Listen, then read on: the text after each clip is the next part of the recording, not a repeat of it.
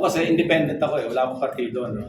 And as early as June 2023, napagsabihan kami dalawa ni Tito Sen kung pwede, kung kami man ay mag-iisip na tumakbo ulit sa Senate, kung pwedeng doon kami sa slate ng administration. Sino ba naman kaming mayayabang na sasabihin namin ayaw namin? As a matter of fact, nung sinabihan kami, sinabi rin namin, kung kami i-adapt din ng ibang partido, mga major political groups, okay lang ba na kami pumayag na ma-adapt? Wala naman daw problema. So, papasalamat ako na ako'y part ng alyansa. Dahil naniniwala naman kami doon sa kaunlaran kasi yung ano nila yung pangunahin na pagkakaisa. at saka yung kaunlaran, Kaunlaran, di ba? yeah. Alyansa para sa kaunlaran. So, sino ba namang ayaw ng kaunlaran?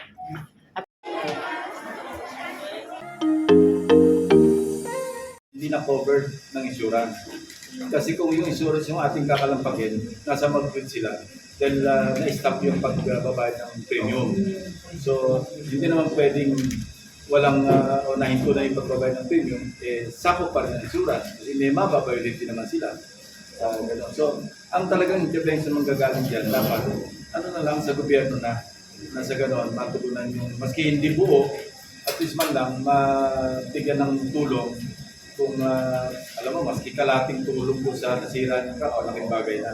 At kakayanin yun ng, kasi meron nga tayong rights certification doon na siguro sa legislation naman, pwede nating i-expand yung coverage ng tulong na binibigay sa mga magsasaka tungkol sa calamity na inaabot ng kanilang mga flocks.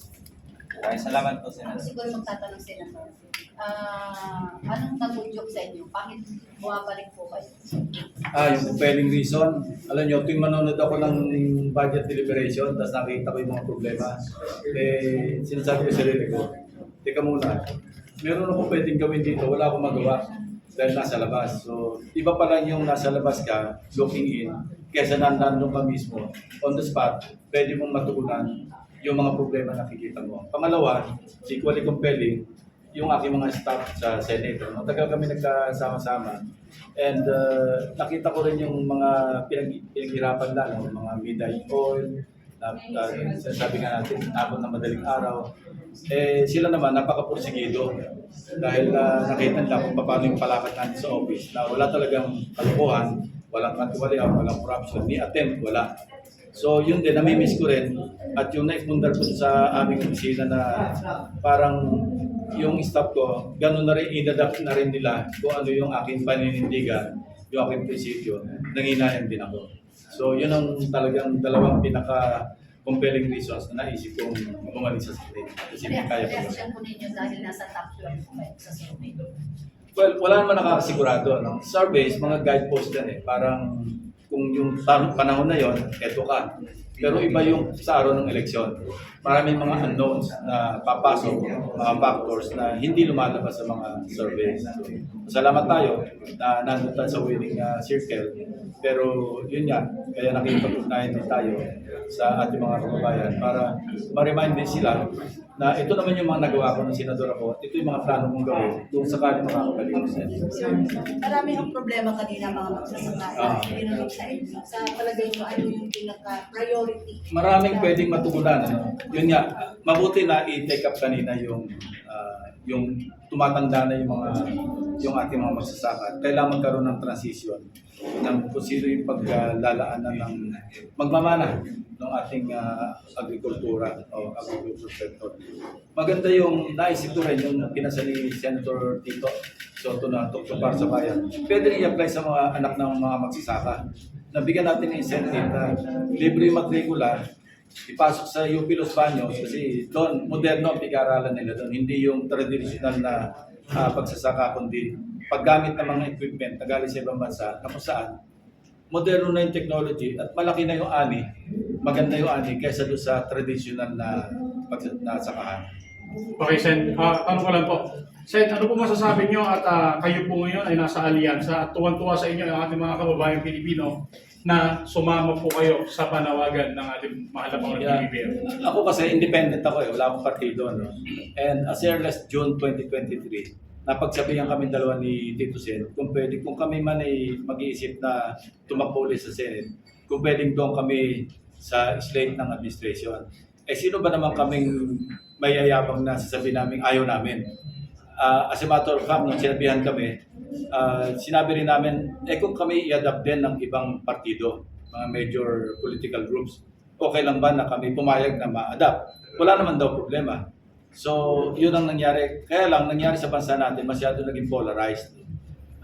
Highlighted o na-heightened pa nitong pagka-aresto kay dating Pangulong Duterte. So, talagang yung divide, masyadong lumapad. Ano? So, anyway, that's another topic altogether. Basta yung tig-usapan lang. Papasalamat ako na ako'y part ng alyansa. Dahil naniniwala naman kami doon sa kaunlaran kasi yung ano nila yung pangunahin na Yes, pagkakaisa. at saka yung kaunlaran, Kaunlaran, di ba? yeah. Alyansa para sa kaunlaran. So, sino ba namang ayaw ng kaunlaran? Apo, Senator, kasi po kanina nag-interview kami ng mga kabataan po. So ngayon, marami po silang na-suggest na kasi sila yung mga anak dito ng mga magsasaka. Ang gusto daw nila sana magkaroon po talaga ng matibay na programa para sa edukasyon para sa kanila na makatulong.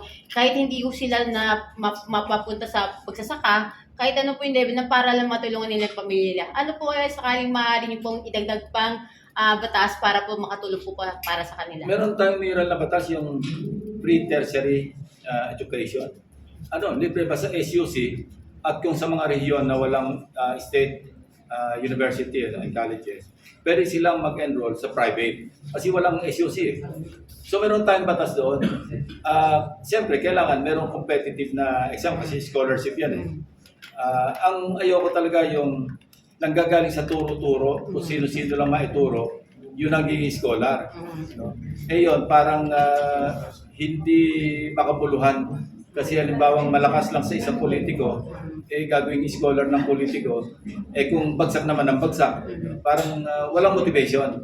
Pero kung talaga merong competitive na examination para matanggap ka sa scholarship program, again, babalik ako doon sa laging panawagan, dapat data-driven lagi yung ating lahat ng galaw.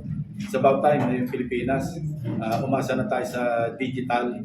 Hindi na pwede yung mano-mano kasi mapag-iwanan talaga tayo. Apo, isa po kasi yung inaano nila problema, pag may daw sila nag-apply ng scholarship, marami daw dokumentong hiningi sa kanila na minsan nahihirapan silang mag-process. I-streamline na? Kaya nadidinay po daw kanilang scholarship. I-revisit natin yung pre-tertiary at i-streamline natin. Kasi kung katakot-takot na requirements, parang ayaw tumanggap. Yes. Kailangan simplified lang. Ang nasa batas, simple lang eh. Baka yung implementing rules ang ginawang komplikado. So kailangan titignan natin at kung merong kakulangan sa batas, pwede namang amendahan yan. So, i-revisit natin yung pre-tertiary education act. Salamat po, Senator. Yeah. Senator,